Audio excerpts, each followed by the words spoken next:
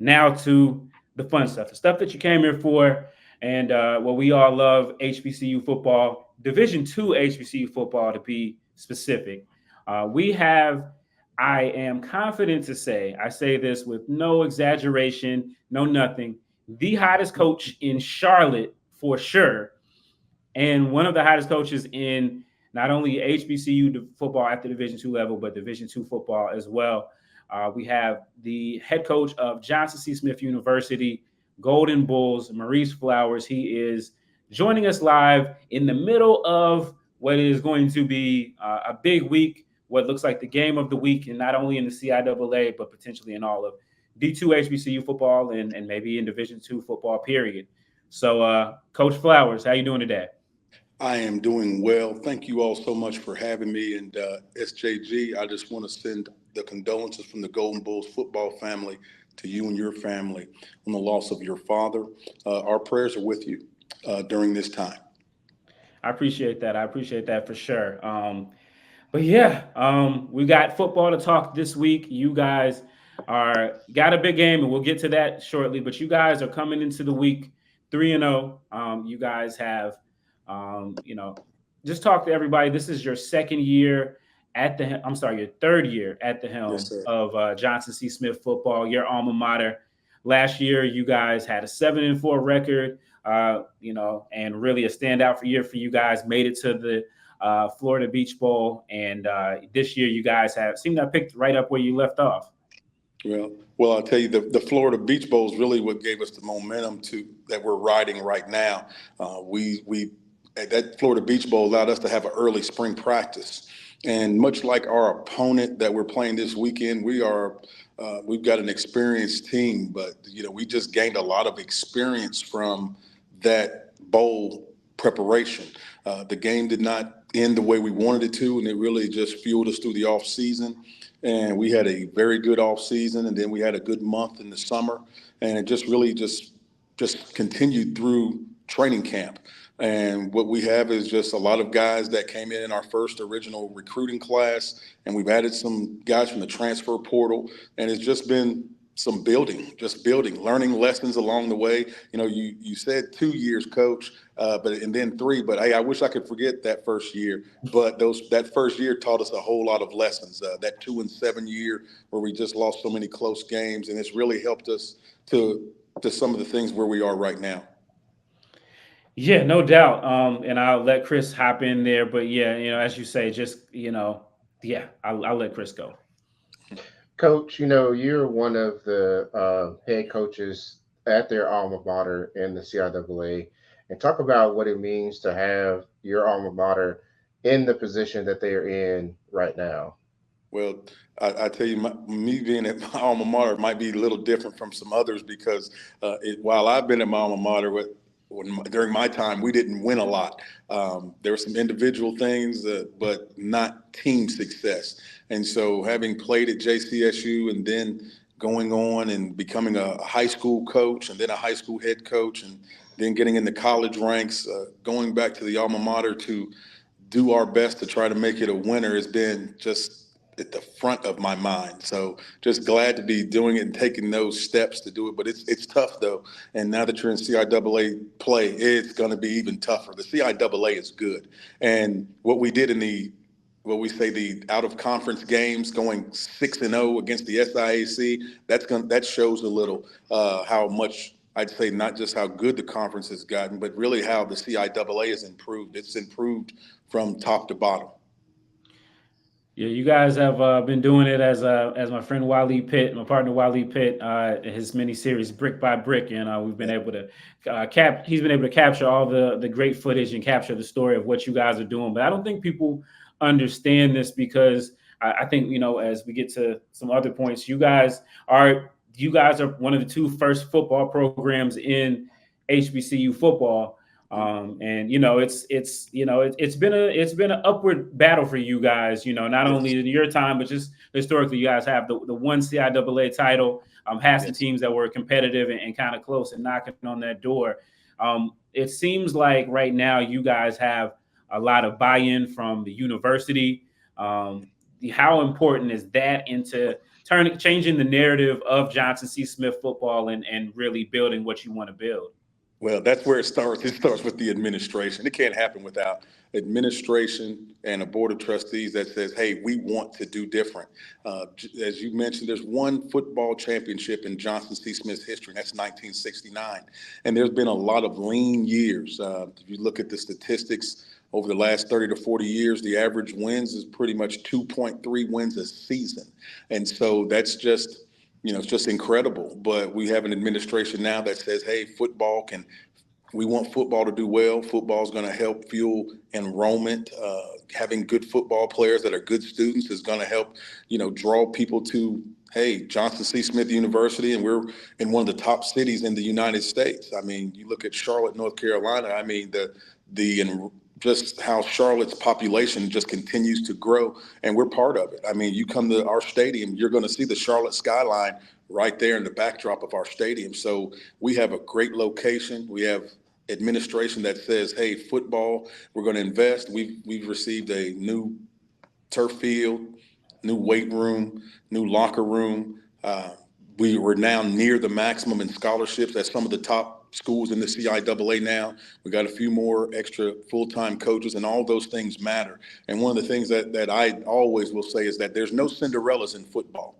Every once in a while in basketball, you'll have some teams get hot and things, and they win some games they're not supposed to, but that doesn't very often happen in football. I mean, if you have to be very, very strategic and intentional if you're going to win in football, because you have to have so much for a program to be successful.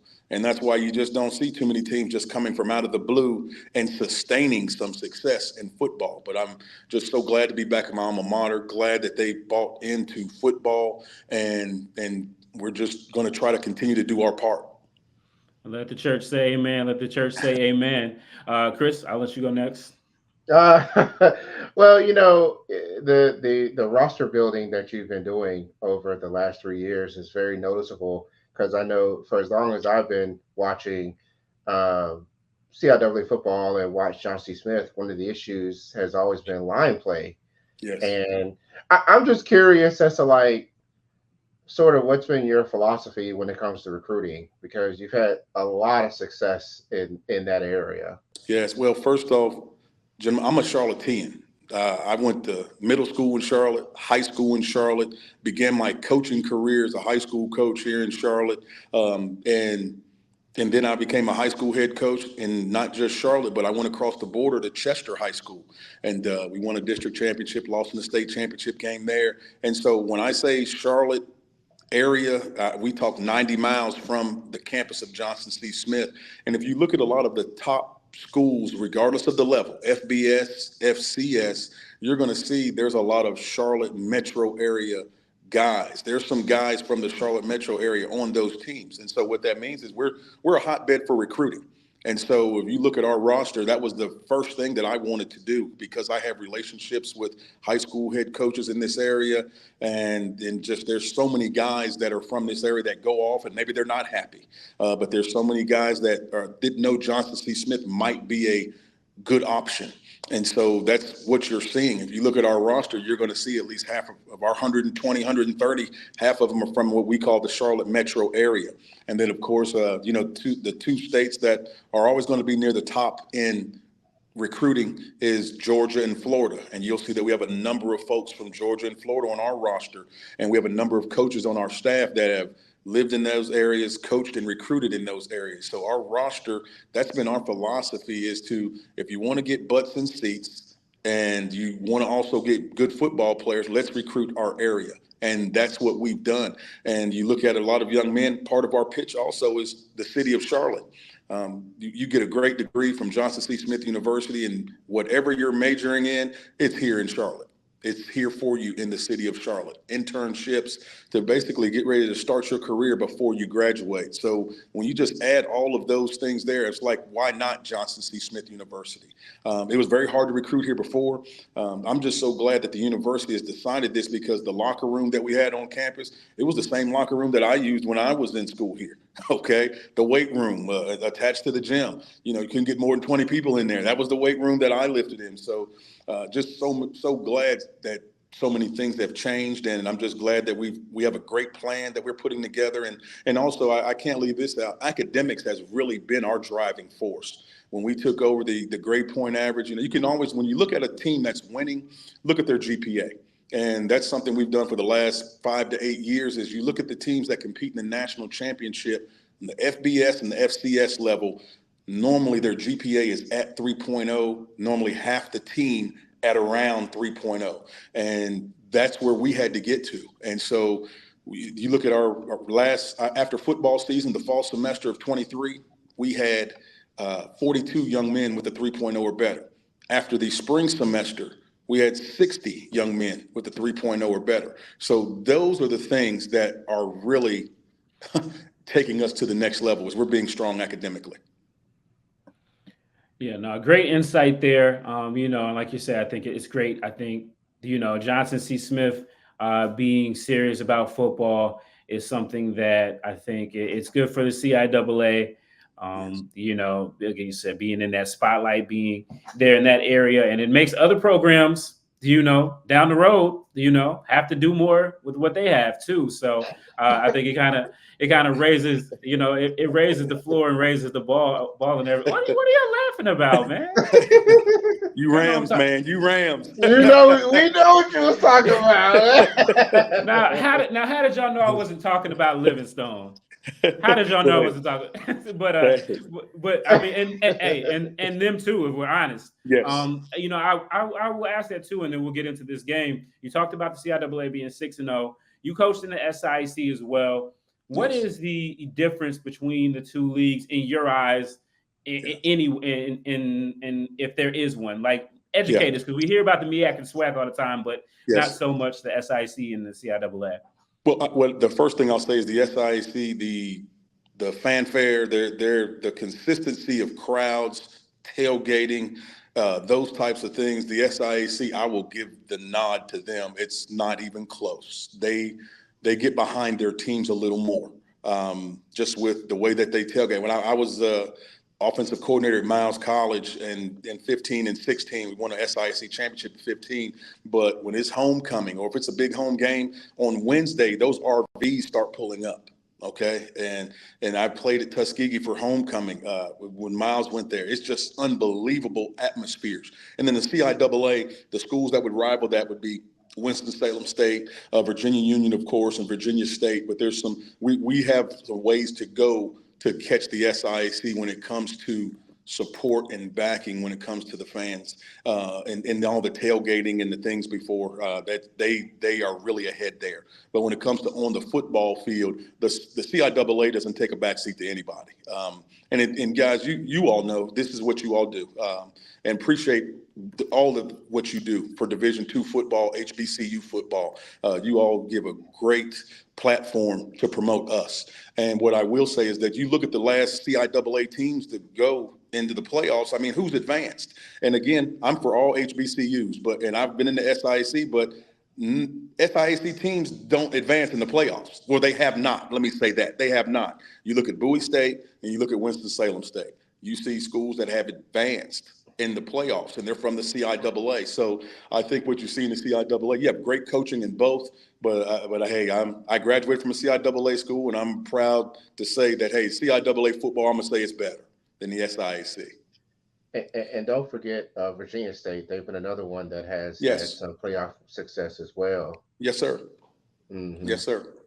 Yeah, no doubt. Speaking of those Virginia schools, we got a big game coming up this week for you guys. Obviously, your coach. Obviously, the next game is always a big game. But you guys are playing. You're 3-0, red hot. You just wiped the floor with Lincoln. You're not going to say it, but I am. Everybody saw it. So, you drug them down Beatty's Ford Road and put them back on the highway. It just is what it is. So let me say something, Steven. I heard, because I like cars, right? And I'm listening to the game, and I heard a Hemi. I know it was a Hemi. It was a V8 driving by. I didn't know if it was. Well, I heard the train too, and both of them are very reminiscent of what the run game has been. Because folks getting trucked, ran off. Edwards, he was just running into the end zone, and Yes. Crouch, he's just a bulldozer. So it was just so metaphorical what we were hearing and watching at the same time on Saturday's game. We had a lot of motivation for the ball game.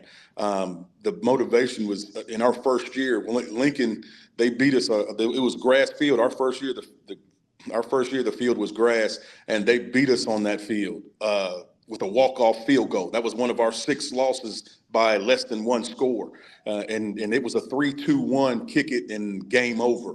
And so we had that. Every game is circled, as you said, it's a big game, but that one right there, it meant a lot to us. Our first home game every year is the Eddie McGirt Classic. Eddie McGirt, coach at Johnson C. Smith, that won that one championship and did so much for the university. And so they beat us on our field in the Eddie McGirt Classic. And so when we were able to schedule them, when they came up, as it was our time to prepare for them, it was a very, very, very big game for us. And we had a lot of emotion riding on it.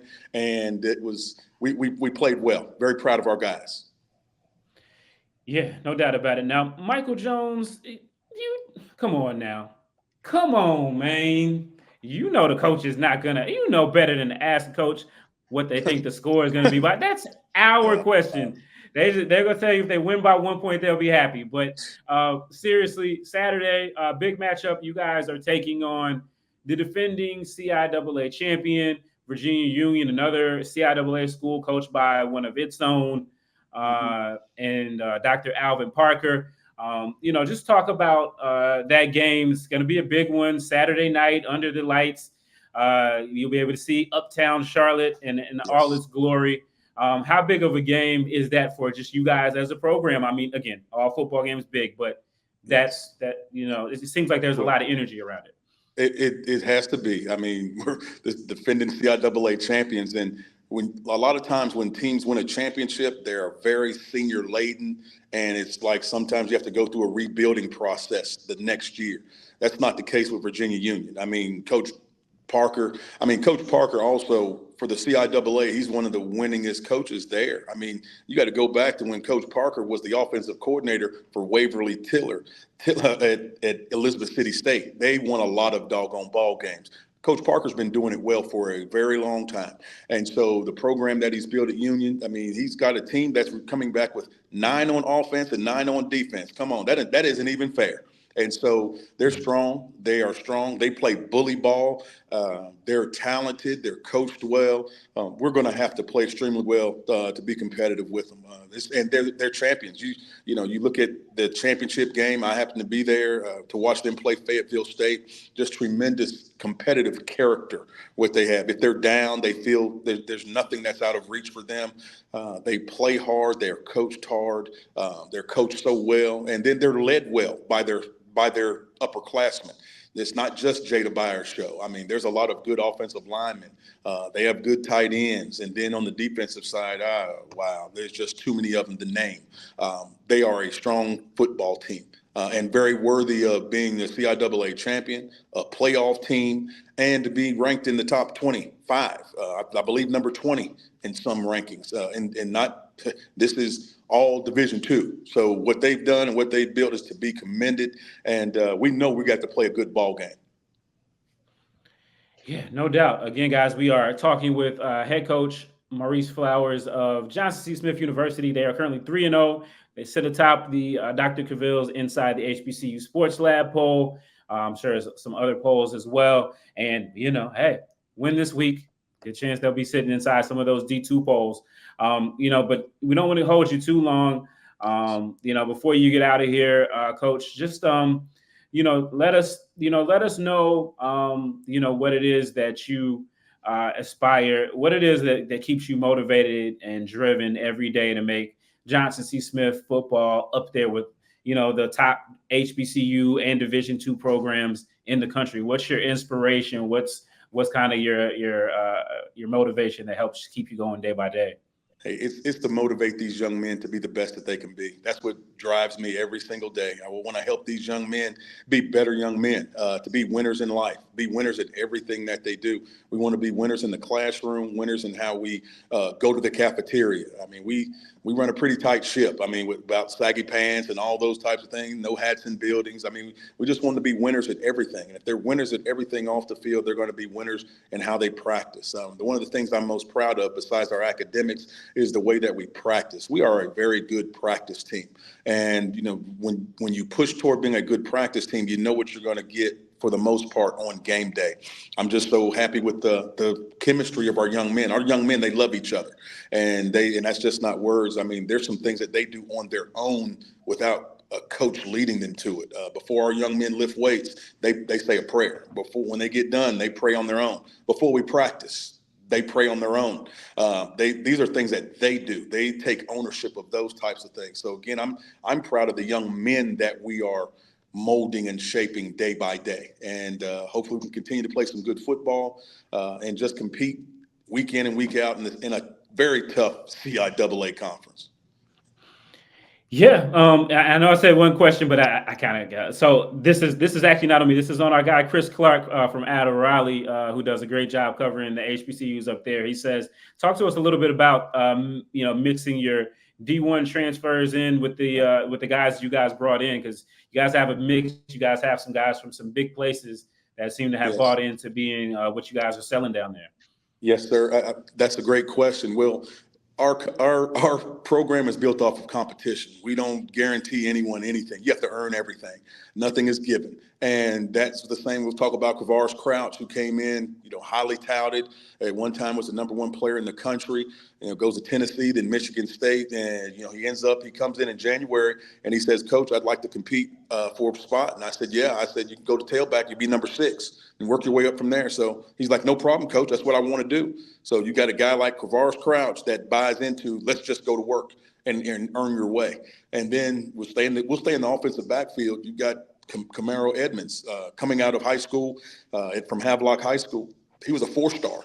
Goes to Carolina, then transfers to East Carolina.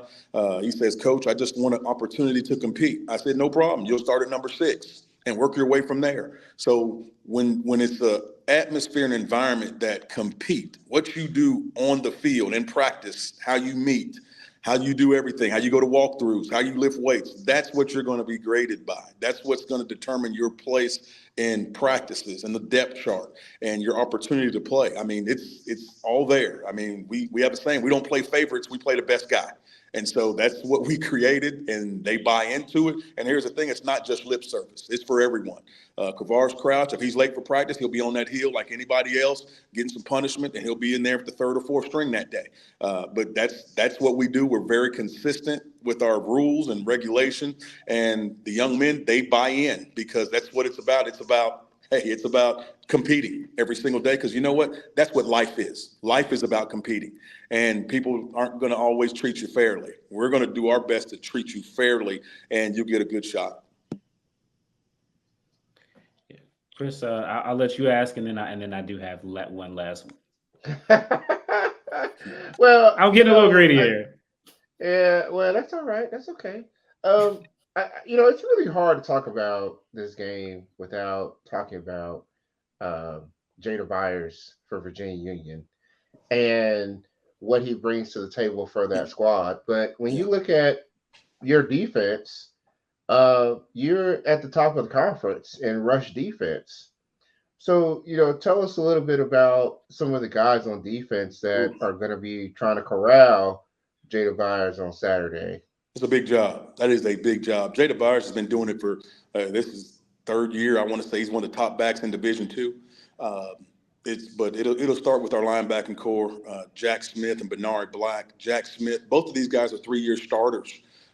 Jack Smith transferred to us started off at Purdue, and then was at Campbell for a semester, and then he came to us.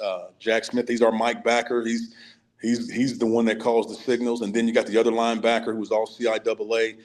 Jack was 2nd team. Benari was 1st team. Benari Black, Charlotte native, Benari Black, but he's well, he's a big guy that can run, physical. It's going to start with them, but can't do anything without the big guys up front. Our defensive line, we rotate 12, 6 D tackles that we'll rotate, 6 defensive ends we'll rotate. That's where it starts at in football. Whatever level you're on, it's going to start with those linemen, the offensive linemen and defensive linemen. And we know that we have our work cut out for us. Jada Byers he's a special back. Not only does his offensive line block well, but he's tough to tackle. He breaks tackles. I mean, he does he can be going east-west, sideways. He sticks his foot in the ground and goes north-south. Probably better than anybody I've seen on any level. And then he's strong. And he's just. And then you got to tackle him. I mean, he is a total package back. Really, I remember after 2 years ago, there was talk he might go in the NFL. I was hoping like crazy. Gone, son, go. but he's come back, and I'm very, just very happy for what he does for HBCU football. And it's going to be a big challenge, and we're looking forward to the challenge. I mean, hey, they're the defending CIAA champions, and they're that for a reason. They've earned it, and we know it's going to be a tough ball game, and he's going to lead the charge.